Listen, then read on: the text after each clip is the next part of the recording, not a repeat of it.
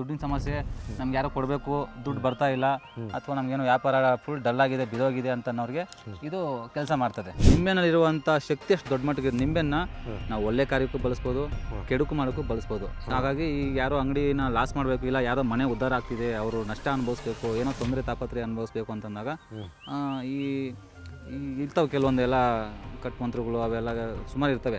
ಇವೆಲ್ಲ ಅಭಿಮಂತ್ರಿಸಿ ತಗೊಂಡೋಗ ಅಂಗಡಿ ಮುಂದೆ, ಮನೆಗಳ ಮುಂದೆ ತುಳಿಯೋದ್ರಿಂದ ಈ ಪರಿಣಾಮ ಅವ್ರಿಗೆ ಬೀರುತ್ತೆ. ಒಂದು ಅಂಜನಾಯಿಂದ ಒಬ್ಬ ವ್ಯಕ್ತಿನ ಇಲ್ಲಂಗೆ ಮಾಡ್ಬೋದು. ಅಷ್ಟು ದೊಡ್ಡ ಮಟ್ಟಿಗೂ ಸಹ ಅಂಜನ ತಯಾರು ಮಾಡೋರು ಇದ್ದಾರೆ. ಕೆಲವರು ಈ ಅಂಜನಗಳನ್ನ ತಂದು ಅವ್ರ ಬಾಗಿಲಿಗೆ, ಮನೆ ಬಾಗಿಲಿಗೆ, ವ್ಯಾಪಾರ ಮಾಡುವಂಥ ಅಂಗಡಿ ಬಾಗಿಲಿಗೆ ಹಚ್ಚಿ ಹೋದಾಗ ಅವ್ರ ವ್ಯಾಪಾರ ಪೂರ್ತಿ ಭಾಗದಲ್ಲಿ ನಷ್ಟ. ನಿಮ್ಗೇನು ಈ ಕೆಲವರು ಕಂದೃಷ್ಟಿಗಳು, ಈ ಕೆಲವ್ರು ಏನೋ ನಿಮ್ಮೆನ್ ತುಳಿಯೋವಂತ ಮಾಡಿ ನಿಮ್ಮ ವ್ಯಾಪಾರ ಕಟ್ ಮಾಡಿರ್ತಾರೆ, ಅವನ್ನೆಲ್ಲ ಬಿಡುಗಡೆ ಮಾಡಿ ನಿಮ್ಮ ವ್ಯಾಪಾರ ಮೊದಲು ಹೆಂಗಿತ್ತೋ ಆ ರೀತಿ ಮಾಡಿಕೊಡ್ಬೋದು.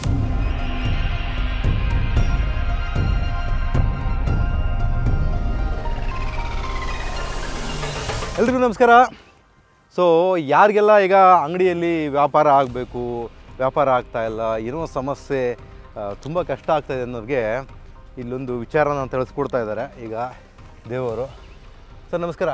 ಹರ ಮಹಾದೇವ್, ಒಮ್ಮೆ ಕಾಲಭೈರವಾಯ. ಸರ್, ಈಗ ಕೆಲವರು ನಮ್ಮ ಅಂಗಡಿ ವ್ಯಾಪಾರ ಚೆನ್ನಾಗಿ ನಡೀತಿತ್ತು, ಈಗ ವ್ಯಾಪಾರ ಆಗ್ತಿಲ್ಲ ಅನ್ನೋರಿಗೆ, ಅಥವಾ ಕುಟುಂಬದಲ್ಲಿ ನಾವು ಎಷ್ಟೇ ದುಡಿದ್ರು ಕೈಯಲ್ಲಿ ಹಣಕಾಸು ನಿಲ್ತಾ ಇಲ್ಲ, ತುಂಬ ತೊಂದರೆಗಿದ್ದೀವಿ ಅಂತನ್ನೋರಿಗೆ ನೀವೇ ಮಾಡ್ಕೋಬೋದು.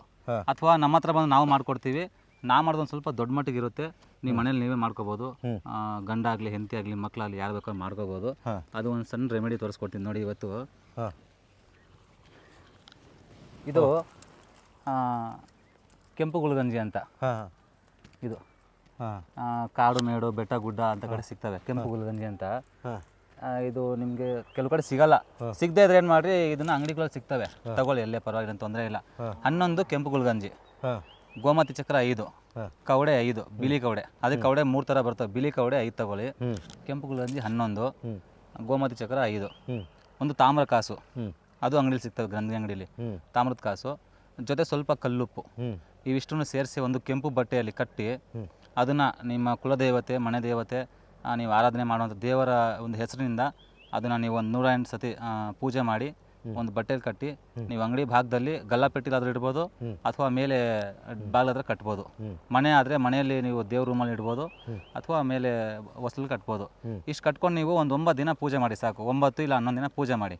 ನಿಮ್ಗೆ ಇರ್ತಕ್ಕಂಥ ಆರ್ಥಿಕ ನೆರವು, ಏನೇನು ದುಡ್ಡಿನ ಸಮಸ್ಯೆ, ನಮ್ಗೆ ಯಾರೋ ಕೊಡಬೇಕು, ದುಡ್ಡು ಬರ್ತಾ ಇಲ್ಲ, ಅಥವಾ ನಮಗೇನೋ ವ್ಯಾಪಾರ ಫುಲ್ ಡಲ್ ಆಗಿದೆ, ಬಿದೋಗಿದೆ ಅಂತನ್ನೋರಿಗೆ ಇದು ಕೆಲಸ ಮಾಡ್ತದೆ.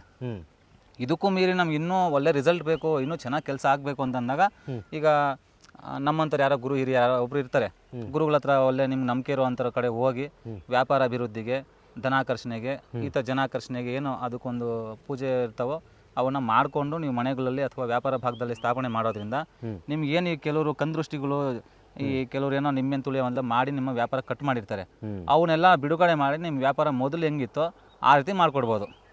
ಈಗಲೂ ಆ ಥರ ಎಲ್ಲ ಮಾಡ್ತಾರ, ವ್ಯಾಪಾರ ಹಾಕ್ಕೊಡೋದು, ಅವನು ನಷ್ಟಕ್ಕೆ ಗುರಿ ಆಗಲಿ ಅಂತ ಈಗಲೂ ಮಾಡ್ತಾರೆ. ಖಂಡಿತ ಮಾಡ್ತಾರೆ. ಹೆಂಗಂದ್ರೆ ಈಗ ಯಾರೋ ಒಬ್ರು ವ್ಯಾಪಾರಿ ಇರ್ತಾನೆ, ನಮ್ಮ ಎದುರುಗಡೆ ಬಂದು ಶಾಪ್ ಇಟ್ಕೊಂಡು ನಮ್ಗೆ ತೊಂದರೆ ಆಗ್ತಿರ್ತಕ್ಕಂದಾಗ ಒಂದು ನಿಂಬೆಹಣ್ಣು ಬಂದು 10 ತೆಂಗಿನಕಾಯಿ ಸಮಾನ ಒಂದು ನಿಂಬೆಹಣ್ಣು. ಆ ನಿಂಬೆಹಣ್ಣು ಅಭಿಮಂತ್ರಿಸಿ ಅವರು ಅಂಗಡಿ ಮುಂದೆ ತುಳಿದಾಗ ಅವನಿಗೆ ನಷ್ಟ ಆಗ್ತದೆ. ಹೌದಾ? ಅದೇ ಜೊತೆಗೆ ಇನ್ನು ಕೆಲವೊಂದು ಅಂಜನ ಅಂತ ಅಂತಾರೆ, ಅಂಜನಗಳು ಸಹ ತಯಾರಾಗುತ್ತೆ. ಇದು ಅಂಜನದಲ್ಲಿ ನೋಡಿ, ಅಂಜನ ನೋಡುವ ಅಂಜನ, ಒಂದು ಬಾಲಾಂಜನ, ಸರ್ವಾಂಜನ, ಇದು ಸುಮಾರು ಅಂಜನ ಕೇಳಿದ್ದೀರಾ. ಅದಕ್ಕೆ ಕೆಡುಕು ಅಂಜನಾನು ಇದರಲ್ಲಿದೆ.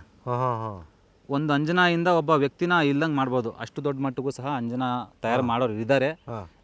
ಕೆಲವರು ಈ ಅಂಜನಗಳನ್ನ ತಂದು ಅವ್ರ ಬಾಗಿಲಿಗೆ, ಮನೆ ಬಾಗಿಲಿಗೆ, ವ್ಯಾಪಾರ ಮಾಡುವಂಥ ಅಂಗಡಿ ಬಾಗಿಲಿಗೆ ಹಚ್ಚಿ ಹೋದಾಗ ಅವ್ರ ವ್ಯಾಪಾರ ಪೂರ್ತಿ ಭಾಗದಲ್ಲಿ ನಷ್ಟ ಆಗುತ್ತೆ. ಈಗ ಸುಮ್ಮನೆ ನಿಂಬೆಹಣ್ಣು ತಂದು ತುಳಿದು ಬಿಡ್ತಾರೆ.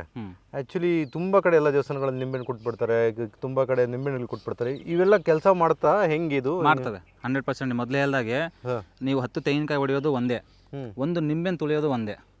10 ತೆಂಗಿನಕಾಯಿ ಸಮಾನ ಒಂದು ನಿಂಬೆಹಣ್ಣು. ಹಾಗಾಗಿ ನಿಂಬೆಹಣ್ಣಲ್ಲಿರುವಂಥ ಶಕ್ತಿ ಅಷ್ಟು ದೊಡ್ಡ ಮಟ್ಟಿಗೆ ನಿಂಬೆಹಣ್ಣ ನಾವು ಒಳ್ಳೆ ಕಾರ್ಯಕ್ಕೂ ಬಳಸ್ಬೋದು, ಕೆಡುಕು ಮಾಡೋಕ್ಕೂ ಬಳಸ್ಬೋದು. ಹಾಗಾಗಿ ಈಗ ಯಾರೋ ಅಂಗಡಿನ ಲಾಸ್ ಮಾಡಬೇಕು, ಇಲ್ಲ ಯಾರೋ ಮನೆ ಉದ್ಧಾರ ಆಗ್ತಿದೆ, ಅವರು ನಷ್ಟ ಅನುಭವಿಸ್ಬೇಕು, ಏನೋ ತೊಂದರೆ ತಾಪತ್ರೆ ಅನುಭವಿಸ್ಬೇಕು ಅಂತಂದಾಗ ಈ ಇರ್ತವೆ ಕೆಲವೊಂದೆಲ್ಲ ಕಟ್ಮಂತ್ರಗಳು, ಅವೆಲ್ಲ ಸುಮಾರು ಇರ್ತವೆ. ಇವೆಲ್ಲ ಅಭಿಮಂತ್ರಿಸಿ ತಗೊಂಡೋಗ ಅಂಗಡಿ ಮುಂದೆ, ಮನೆಗಳ ಮುಂದೆ ತುಳಿಯೋದ್ರಿಂದ ಈ ಪರಿಣಾಮ ಅವ್ರಿಗೆ ಬೀರುತ್ತೆ.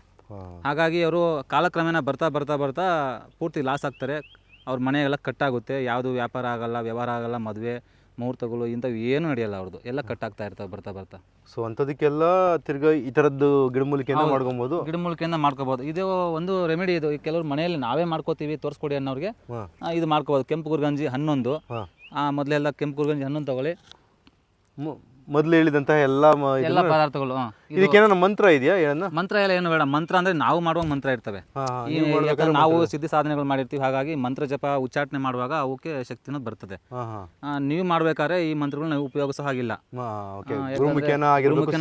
ಸಿದ್ಧಿ ಆಗಿರ್ಬೇಕು. ನೀವು ವಿತೌಟ್ ಇದೆಲ್ಲ ಏನೂ ಇಲ್ದಿರ ನೀವು ಮಂತ್ರ ಜಪ ಮಾಡ್ತೀವಿ ಅಂತಂದಾಗ ಅದು ನಿಮಗೆ ಬೇರೆ ರೀತಿ ತೊಂದರೆ ಆಗೋದು. ಒಂದೇ ಈ ತರ ಅಂತ ಹೇಳಕ್ಕಾಗಲ್ಲ, ಏನಾದ್ರು ಒಂದು ತೊಂದರೆಗಳಾಗ್ಬೋದು. ಆ ಕಾರಣಕ್ಕೆ ಪ್ರಯೋಗ ಬೇಡ. ಇದು ತಂತ್ರಗಳಿವೆಲ್ಲ. ಇದಿಷ್ಟು ಮಾಡಿಕೊಂಡು ನಿಮ್ಮ ಕುಲದೇವತೆ ಅಥವಾ ನೀವು ಆರಾಧನೆ ಮಾಡೋ ದೇವರ ಒಂದು ಶಕ್ತಿಯಿಂದ ಅವರ ನಾಮಜಪಗಳನ್ನ ಮಾಡಿ ನೀವು ಕಟ್ಕೊಂಡ್ರೆ ಸಾಕು, ಇದು ಕೆಲಸ ಮಾಡ್ತದೆ. ಓಕೆ, ಒಂದು ಒಳ್ಳೆ ಮಾಹಿತಿಯನ್ನು ತಿಳಿಸ್ಕೊಟ್ಟಿದ್ದಾರೆ. ತುಂಬ ಜನ ಕೇಳ್ತಿರ್ತಾರೆ ನನಗೆ. ಲಾಸ್ಟ್ ಕೂಡ ಒಂದೇನೋ ಕೇಳ್ತಾಯಿದ್ರು, ಅಂಗಡಿಗೆ ಏನಾದ್ರು ಮಾಡಿಸ್ಬೇಕು, ಏನಾದ್ರು ಮಾಡಿಕೊಡ್ತೀರಾ ಅಂತೆಲ್ಲ ಕೇಳ್ತಾಯಿದ್ರು.